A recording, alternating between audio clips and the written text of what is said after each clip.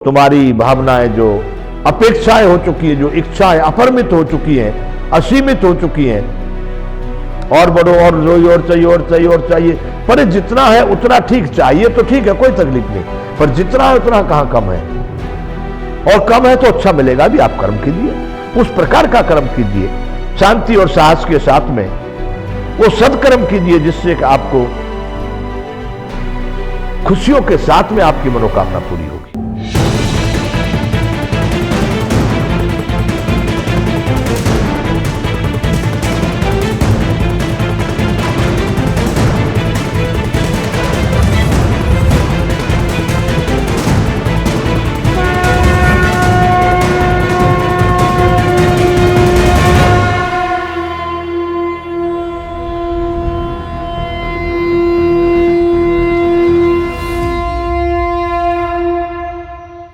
जय विश्वबंधु। कर्म गति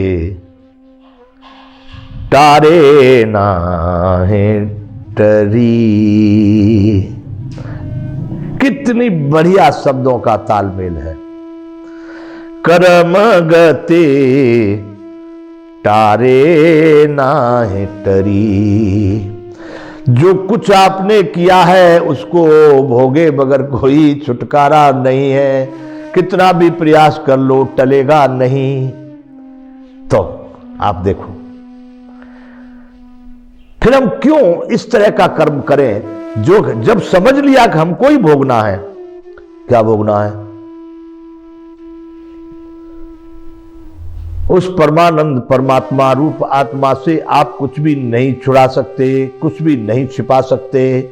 और आपको जो भी कुछ आदान प्रदान करने वाला है, इनाम देने वाला है कि दंड देने वाला है, खुशियां देने वाला है कि दुख देने वाला, उसका कार्य उसी का है। ये कोई मनुष्य न आपकी मां करेगी, न बाप करेगा, न पिता करेगा, न चाचा करेगा, न ताऊ करेगा, न दोस्त करेगा, न मित्र करेगा, न सरकार करेगी, न कोई संबंधित अधिकारी करेगा। केवल उसका निर्णय वही करेगा जो कर्मों के ही आधार पर वो इस सब का लेखा जोखा रखता है। तो अब मेरा अभिप्राय है आपसे कि कर्म, आप जान रहे हैं ये कोई बहुत गूढ़ सब्जेक्ट नहीं है, बहुत गूढ़ कोई विषय नहीं है। आपके सामने सब कुछ खुली किताब है, आप जान रहे हैं क्या कर रहे हैं। और बोलने वाला हर समय बोल भी रहा है कि ये ठीक नहीं कर रहा, फिर भी इंद्रिय विषय संजोग से जो भोग जग में पा रहा, भोगों में पड़कर मन मेरे जीवन को व्यर्थ गमा रहा। इन भोगों के इंद्रिय विषय के संयोग से जो कुछ प्राप्त हो रहा, उसके कारण कर्म, दुष्कर्म, शुभकर्म जो बन रहे हैं, उसके कारण बन रहे हैं। और उनमें सुनो, तुम्हारी भावनाएं जो अपेक्षाएं हो चुकी है, जो इच्छाएं अपरिमित हो चुकी हैं, असीमित हो चुकी हैं, और बढ़ो और और चाहिए और चाहिए और चाहिए। पर जितना है उतना ठीक, चाहिए तो ठीक है, कोई तकलीफ नहीं, पर जितना है उतना कहां कम है। और कम है तो अच्छा मिलेगा भी, आप कर्म कीजिए, उस प्रकार का कर्म कीजिए, शांति और साहस के साथ में वो सदकर्म कीजिए जिससे कि आपको खुशियों के साथ में आपकी मनोकामना पूरी होगी। कदाच आपने छल कपट करके कोई वस्तु पा भी ली तो वो तो आपको सुख नहीं देगी, आनंद नहीं देगी, एक दुखदायक बन जाएगी। इसलिए आप इस किताब को, इस प्रसंग को, इसको समझिए कि जीवन में कर्म इतना महत्वपूर्ण है। हे मेरे भाइयों, क्यों जानबूझ करके हम समझ रहे हैं कि मैं झूठ बोल रहा हूं, फिर क्यों बोल रहे हो?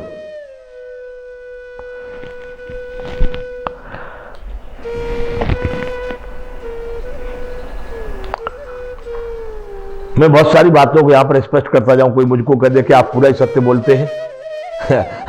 हम आपको कह रहे हैं कि क्यों झूठ बोल रहे हो, तो क्या मुझको कोई कहे कि आप बिल्कुल सत्य बोलते, पूरे हरिश्चंद्र या वासुदेव हैं? नहीं, मेरा प्रयास उसमें बिल्कुल निरंतर है कि पूरा सत्य बोला जाए, परंतु संगत कुसंगत जैसी स्थिति स्थान के अनुसार भूल जाता है। आपको मैं विश्वास दिलाता हूं कि मैं जानबूझ करके, सोच समझ करके झूठ नहीं बोलता।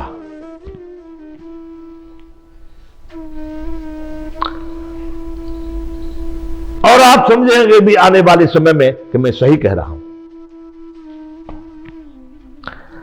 इसलिए बंधुओं, आप सब जानते हैं कि आप क्या कर रहे हैं। जो करने में आ रहा है वही कर्म है। और आप क्या कर रहे हैं, आप इससे सरल कोई काम और देखिए, यहीं से जीवन का उत्थान और पतन यहीं से है। कितना सरल है जो हम कर रहे हैं। वो दिखाई दे रहा है कि नहीं, समझ में आ रहा है कि नहीं, सब कुछ दिख रहा है हमको। तो हम उसको वैसा कर सकते हैं जो हमको उस रास्ते पर ले जाएगा जहां पर उत्थान होगा। उसका सीधा साधा अर्थ है सदकर्म, सत्य कर्म। दूसरा है दुष्कर्म, झूठ कर्म।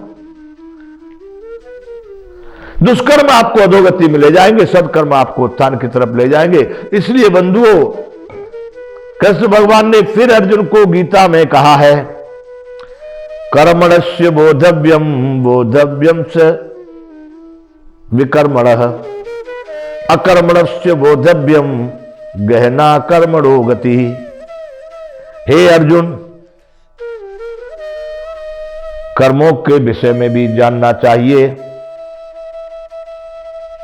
और अकर्म के विषय में भी जानना चाहिए, विकर्म के विषय में भी जानना चाहिए। बोध यानी उसका भी ज्ञान होना चाहिए। क्यों कि गहना कर्मणो गति, कर्म की गति बड़ी गहन है, बड़ी गंभीर है, बड़ी सूक्ष्म रूप से चलने वाली, समझ में ना आने वाली। इसलिए हर पल जो किया जाए,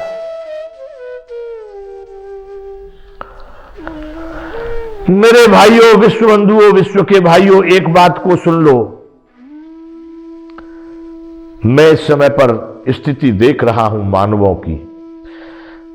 हमारे भारत में भी वृद्धाश्रम बनाए गए। हमारे गुजरात में बोलते हैं गरड़ा घर, गरड़ा बुड्ढे, उनका घर।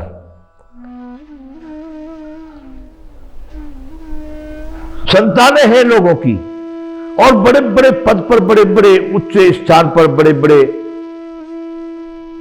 विलासता और वैभवपूर्ण जीवन है उनके माता पिताओं की भी स्थिति मैं यहां आज भारत में देख रहा हूं। वो पैसे तो चुका देते हैं पर माता पिता असहाय की तरह से उस गरडा घर में है, वृद्धाश्रम। मेरी अपनी मान्यता के अनुसार तो मैं मानता हूं कि उन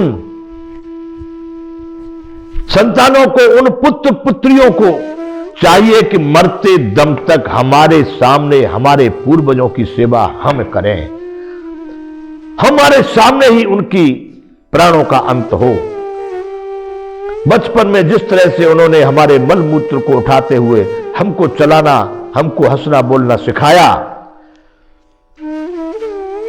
कितनी सेवा आज हम उस ऋण से उर्ण होने के लिए, अगर वो भी अपने आसन पर मलमूत्र का त्याग करते हैं तो उसको उसी प्रसन्नता के साथ, जिस प्रसन्नता से उन्होंने हमारे लिए किया था, वही करके हम उसका ऋण से उर्ण हो जाए तो बंधुओं, आप, मैं कहता हूं कि फिर देखिए आपके कर्म भी शुभ कर्म ही होने लगेंगे। क्योंकि वह पुण्य कर्म के प्रताप से जो व्यक्ति एक रास्ते पर पड़ जाता है फिर वो रास्ता मंजिल तक जाता है।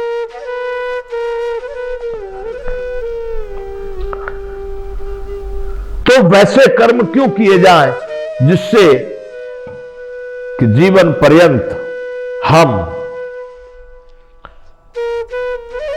तनाव, दबाव, चिंता, भय, रोग, अनेक अनेक शब्द हैं जिनसे ग्रसित ही रहे। न तो बचपन में खेल पाए, न जवानी में कार्य कर सके, मस्ती में आकर के कार्य करना, एक भजन बना करके भजन की तरह करते रहे, न बुढ़ापे में हम कुछ भजन कर पाए। भजन बुढ़ापे में तो होता ही नहीं है। तो बंधुओं, ये सब कर्मों की गति रही।